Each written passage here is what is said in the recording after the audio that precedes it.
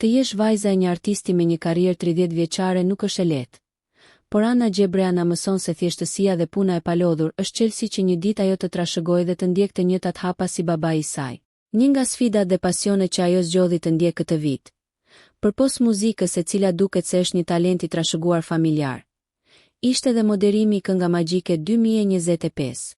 Në një intervistë ekskluzive për Bordo, Ana Gjebrea ka ndarë emocionet, kritikat dhe përvojën e saj të prezantimit të edicionit jubile 25 vjetorit të Kënga Magjike, së bashku me artistin dhe moderatorin që na shoqëron çdo të diel dhe që e njohim të gjithë. Por ajo është mësuar ta shoh vetëm në figurën e babit, Ardi Gjebrea.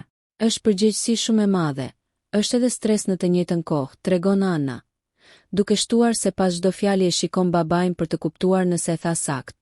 Megjithatë, ajo pranon se prezantimi me babain sjell një ndjenjë të veçantë dashurie. Ana thot se, përtej komplimenteve që nuk mungojnë, kritikat e babait kanë qenë më të dobishme.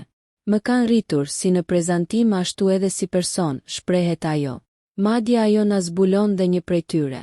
Në fillim të emisionit, në javën e parë dhe të dytë, më thoshte mos e tun krahun. Por unë doja të gjeja diçka për t'i kundërshtuar, dhe kuptova që edhe babi e lëvizte krahun, por nuk duke nga gjaketa.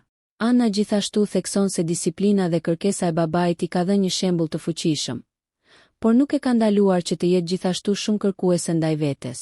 Provat me orë të tëra nuk ishin vetëm për babin, i bëra sepse doja më të mirën, shprehet ajo.